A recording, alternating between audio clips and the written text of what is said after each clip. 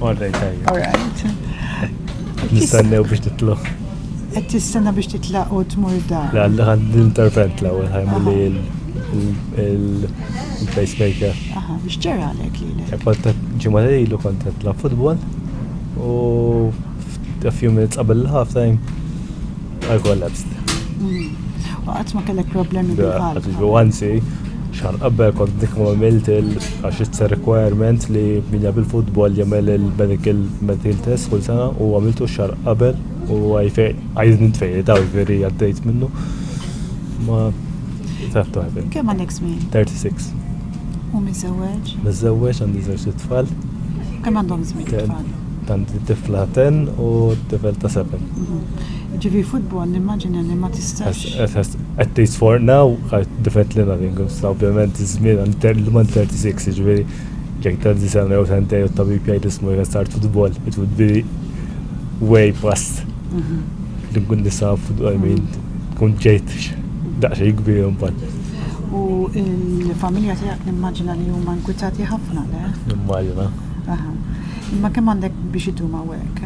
Issa hopefully wara l-lum qed nistennehom biex nagħmel intervent, ħalli jagħmlu l-pacemaker u jekk kollox imur sew in the next 24 to 48 hours. Kun nista' nkun released. You're in good hands here. Hekk naħseb. Score. I wish you the very best. Thank you. Grazie. And I see you soon. X'ismu dan is-suite fejn qegħdin issa? Hawnhekk qegħdin il-Cath u nieħdu ħsieb patients qabel u wara l-procedures.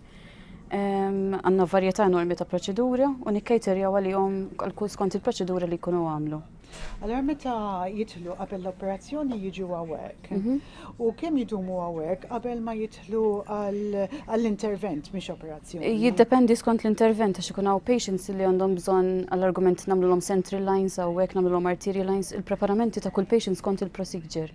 Sewwa mhux kulħadd idum l-istess, u mbagħad jidħol għandek l-ammont ta' ħin hemmhekk u mbagħad il-ħin ta' wara l-iktar li jkun fit-tul għax għandek recovery wara l-loppju. Għandek recovery tal-argument irdu nippressaw arterji u hekk biex inwaffqu bleeding u dak it-tip ta' affarijiet. U kull pazjent nikkaterjaw għalih b'mod individwalment u holistically skont il-bżonnijiet tiegħu. U mbagħad darba li jagħmlu l-intervent jiġu lura hawnhekk. Iva u barra. Kemm jidumu qabel ma jmorru d-dar? Jiddependi fuq ħafna affarijiet skont il-pazjent kemm huwa indipendenti. Jiddependi l-intervent tal-argument jekk għamilna pacemaker se jagħmel dak 2 hours wara hekk magħna jekk għamilnilu angioplasty li hija stenting għandu dak il-4 hours u l-istess jiddependi minn bleeding. Jekk il-patient jibqa' jibleed jerdu nibqgħu nieħdu ħsiebu sakemm isir il-ħin li waqqafna il-bleeding u huwa safe biżżejjed biex imur id-dar. Imma ġeneralment minn dan il-ward hawnhekk jmorru d-dar mhux jidħlu bħala. Le l-biċċa kbira nibatuhom id-dar, dik hija l-mira tagħna. Kemm ikolkom pazjenti għaddejjin kull ġimgħa minn hawnhekk, pereżempju? Ma nkunx nista' nagħti stima eżatta għaliex ikollna emerġenzi mill-emerġenza, ikollna patients li ma nkunux nafu bihom jiġu ġifieri għall-intervent bl-istess mod ta' emerġenza. Ma jkollniex ma nkunx nista' nagħti numru definittiv għax nikkaterjaw għalli jinqalgħu wkoll apparti l-listi li konna electives. Kemm ilek hawnhekk inti? Inni 7 years issa. 7 years, jiġifieri kif igradwajt ġejt hawnhekk? Iva. Kif issibu x-xogħol fil-kardja, isibu rewarding? Ħafna u speċjalment din is-sala għaliex it is more specialized u kif naqbad infehmek trid tkun prattikata sewwa biex tkun tista' kapaċi taħdem hawnhekk għax tkun lesta għal dak li jista' jinqala. Il-patients tagħna jaf ikunu stabbli, jaf ma jibqgħux stabbli. Fimt la tkun kapaċi tikkejterja għal bżonnijiet tagħhom. Sa naraw ftit il-word flimkien sewwa. Grazzi ħafna, Jessica. Thank you inti. Grazzi. Mela, pratikament hawnhekk għandna l-stretchers, din il-biċċa tesa' 10 sodot, 10 stretchers. Konna patients li qed jistennew kif qedlek qabel il-proċedura u wara l-proċedura. Konna patients li jkunu fuq bed rest, jkollhom bżonn jibqgħu hekk kif qedlek ħabba bleeding. U jaf ikollna patients ukoll għal pacemakers l-istess ikunu jirrikjedu bħal antibiotics, il-kura nagħtu mediċini ta' qabel u ta' wara. Sewwa sakemm jaslilhom il-ħin biex imorru id-dar. Alright, u kif nimxu l-hawnhekk? Għaw il-monitor area, hemmhekk inpoġġu patients illi huma daqsxejn iktar kritiċi li jkollhom bżonn monitoring tal-qalb, ikollhom bżonn ikunu mqabbdin mal-monitor biex ikollna cardiac monitoring għaddej il-ħin kollu, jkollna parameters għaddejjin u jkunu taħt għajnejna mad-desk aħna għandna s-sistema li dak li qed jiġri hemmhekk ikun qed naraw anke minn mad-desk biex il-monitoring dejjem jibqa' għaddej. Mela kif femtek hawnhekk hawn il-monitor area, ikonna patients li jiġu hawnhekk wara cardioversions, wara stenting, wara TAVIs, jiġu dak il-patients li biddinilhom il-valves ukoll. Ikonna patients nagħmluhom TOEs li jkunu ultrasound tal-qalb imonitru permezz tal-qalq. Nagħmlu varjetà ta' proċeduri u kif qedlek hawnhekk iridu jkunu l-patients li jridu jkunu mqabbdin mal-monitor.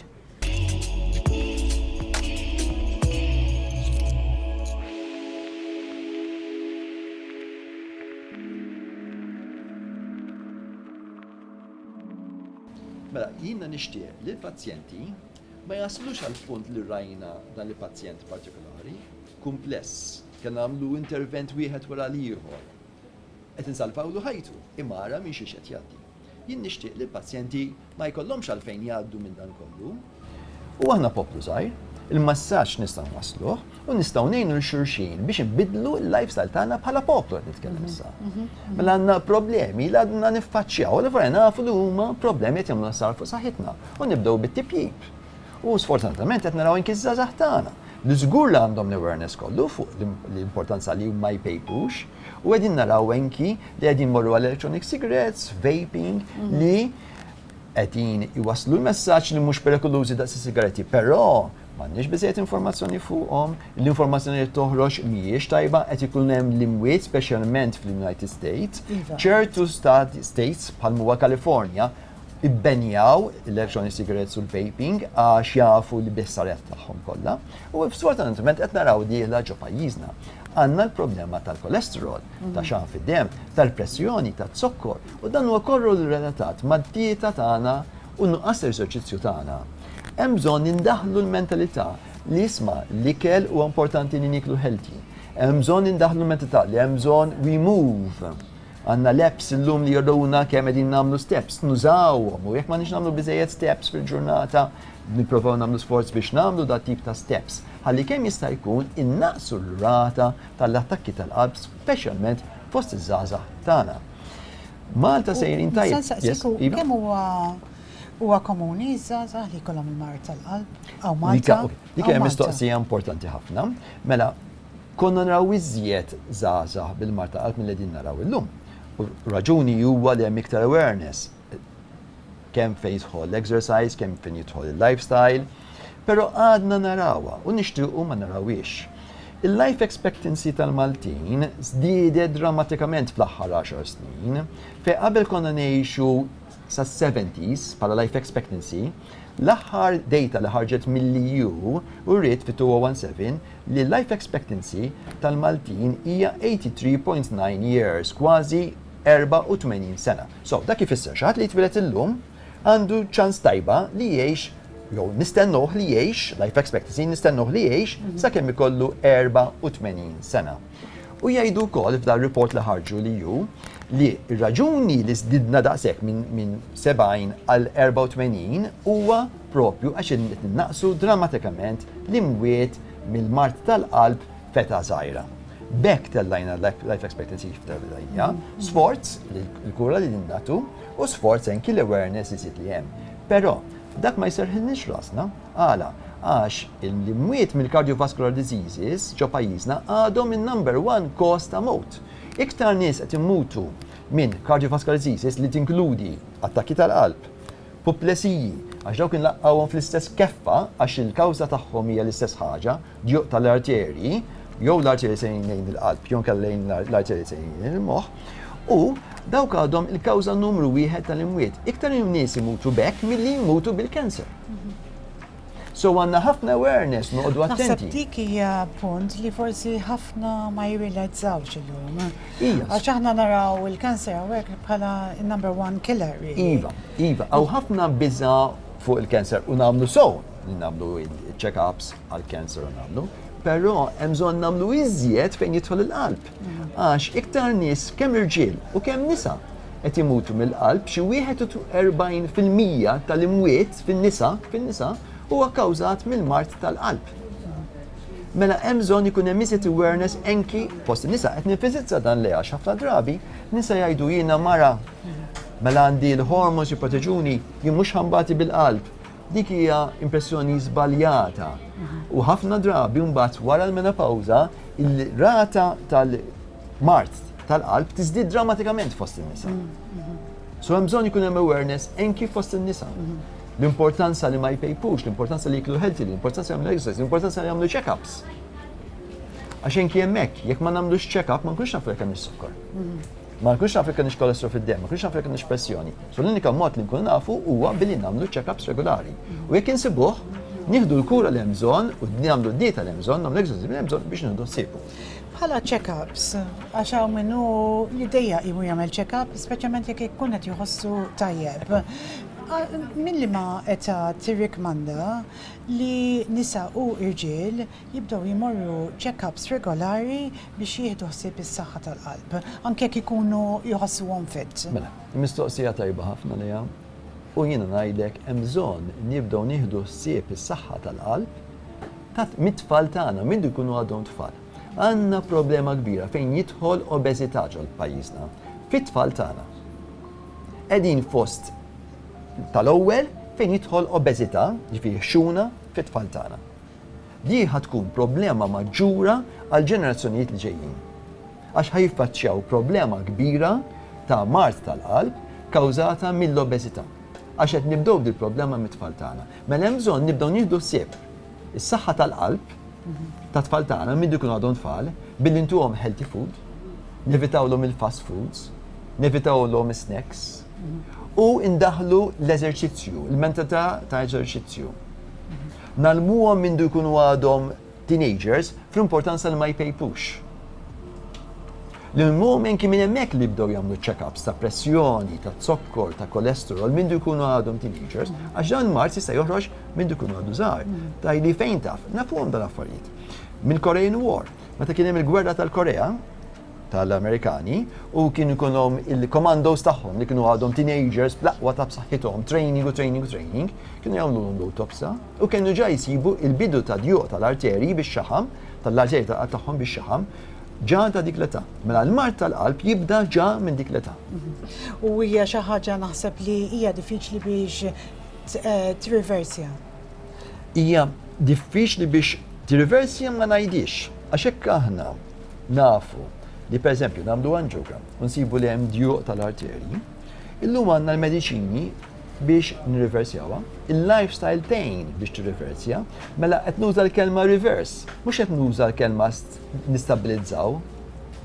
Għala, għax aħna nafu dan ix-xaħam li hemm fl-arterji, jekk aħna nittrattawh bid-dieta niklu healthy.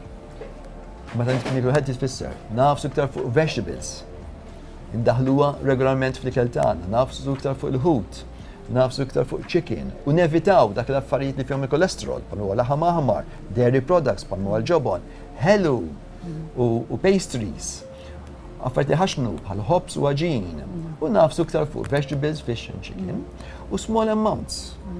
Irridu neħħu din mentalità li biex nieklu aħna jridu ninfaqgħu. Jridu nieklu small amounts. Il-platti tagħna jridu inċekknu. Naħseb dik hija problema kbira għaw Malta. Problema kbira għaw Malta. Li regolarment inki biex immur restaurant kemm hu tajjeb jiddependi kemm tagħna ikel, kemm kien buffet kbir, kemm kilna. Mhux x'tip ta' ikel kilna, x'kwalità ta' ikel kilna. U hemm bżonn indaħlu din mentalità ġo pajjiżna. U illum nerġa' mor lura għal dak li attenti reverse, can we reverse id-djuq tal-arterji tal-qalb, il-risposta hija iva x'jekk aħna nagħmlu lifestyle changes, jekk aħna nagħmlu l-exercise, jekk aħna nieħdu mediċini bħal statins. Dawn jinnixfu x-xaħam li hemm depozitat ġo l-arterji u l-arterji jerġgħu jibdew jitnatfu minn ġewwa. Mela iva, nistgħu nirreversjawha mingħajr ma konna bżonn nirrikorru għall-interventi li għandna kemm rajna llum. Ġifri l-ewwel pass għal kull wieħed waħda minna li imorru nagħmlu check-up mat-tabib tal-familja. Ekwa. Anzi, qabel hekk l-ewwel pass huwa we change our lifestyle. That is the most important step. Jekk hemm min qed jisma'na llum u qed ipejjeb, jekk iwaqqaf is-sigaretti semana nitkellmu, fi żmien sena jkun naqqas ir-riskju li tieħed aktar qalb 50%. Fi żmien 5 snin jiġi daqs wieħed li qatt ma pejjeb. Mela it's not too late. Jista' jkollu 75 sena ma qed jismani. It's not too late. Waqqaf is-sigaretti llum u fi żmien sena naqqasnilu r-riskju ta' attakk tal-qalb by 50%. Fi żmien 5 snin jisu wieħed li qatt ma pejjeb. Jekk xi ħadd jibda joqgħod attent li naqqas il-weight Għax li l-iżal għandu problema tal-weight, mela tinnaqsulu riskju ta' attak ta' qalb ta' stroke. Jekk xi ħadd li soltu mhux qed jimxi u jgħid no, I have to start walking, bażat fuq li qed niddiskutu llum, mela bekk qed insalvallu ħajtu. The next step huwa iva, imur għand tabib biex jagħmel check-up. U llum għandna l-mezzi kull imkien, għandna tobba kull raħal, għandna health centers kważi kull raħal, polyclinics, l-istar. Memx skuża, qabel ma nagħlqu forsi nista' insaqsik l-opinjoni tiegħek fuq dieta ibbażata fuq il-pjanti li qed issir iktar popolari. Ekku, mela hemm bżonn nafsu iktar fuq vegetable diet. Hemm bżonn nafsu iktar fuq vegetable diet għax aħna nafu li red meats unfortunately fihom il-kolesterol u jżidu l-kolesterol għandna. Parti mill-fatt li llum qegħdin insiru iktar aware fuq affarijiet oħra, bħal global warming, the environment. U qed jgħidulna l-xjentisti isma' rridu nipproteġu l-environment tagħna, rridu nipproteġu d-dinja. Billi nafsu iktar fuq vegetables għax hekk li ħana qegħdin jieklu ir-red meat ma qegħdin nibbażaw fuq annimali oħra li jridu jieklu iktar u iktar u bekk qegħdin nagħmlu sar environment. Però ejja nfokaw fuq is-suġġett tal-lum li huwa l-qalb u iva, għandna bżonn indaħlu vegetables regolarment fid-dieta tagħna. Hut huwa tajjeb ħafna fih il-fixoj li jgħin ħafna, chicken ma fiex kolesterol huwa tajjeb, il-rabbit, aħna we are lucky għax għandna rabbit u nħobbuh bħala dieta tagħna. So rabbit, affarijiet bħal frott jgħinu, ma frott noqogħdu attenti fejn hemm il-problema ta' zokkor u ta' pisa, dak fih zokkor. Allora rridu noqogħdu attenti kemm nieklu frott. U nafsu fuq l-iktar wieħed bħal strawberries, bħal tfih, bħal l-orange. Għax dawk huma mill-ħaxix ukoll. U l-ħixix bażikament huwa kollu. Kollu. Messaġġ lill-pubbliku qabel ma nagħlqu illum. Messaġġi li l-pubbliku huma one, bħalma rajna llum, jekk xi ħadd iħoss xi ħaġa bħalu ġie f'sidru jew xi ħass ħażin ġej, importanti li jieħu azzjoni mal-ewwel u jrikolli mal-ewwel għat-tabib. Jekk hu ġie f'sider, kull minuta hija importanti. Mela u ġie f'sider qawwi jista' jkun sinjal ta' attak tal-qalb. U dak li jkun jinduna li ġie attak tal-qalb, għax tant ikunu ġie qawwi, jibda jxoqlu l-ara għalih, jibda jġej tuħta nifs. Mal-ewwel qajat 112 biex tiġib l-ambulanza għalik biex tiġibek mal-ewwel istar. Fejn aħna 24/7 lejlu nar, Christmas u mhuwiex, ħankunu qegħdin hawnhekk biex niftħu l-arterja ta' dak li jkun. Kull minuta tot. It-tieni messaġġ, jekk jista' jkun nieħdu sib saħħitna biex ma jtinix attak tal-qalb. Billi aħna noqogħdu attenti biex nimmodifikaw il-lifestyle tagħna. Ejja mmorru fuq a healthy lifestyle. Dieta aħjar, nagħmlu exercise regolarment. U anki l-importanza ta' check-up. La darba mbagħad insibu hemm problema, jekk hix problema tal-qalb, jekk hix problema ta' zokkor jew kolesterol jew pressjoni, hemm bżonn mhux ngħidu iva għand il-pressjoni, irridu nieħdu ħsiebha li nieħdu l-mediċini regolarment, billi noqogħdu attenti għall-lifestyle tagħna u billi nagħmlu check-up regolarment tal-pressjoni, tal-kolesterol, tal-zokkor biex bekk inżommu l-arterja tal-qalb notfa. Grazzi ħafna, Dr. Xwireb, edha ma' Dr. Robert Xwireb fil-Cat Suite ġo l-Isptar Mater Dei. U narakom dawat.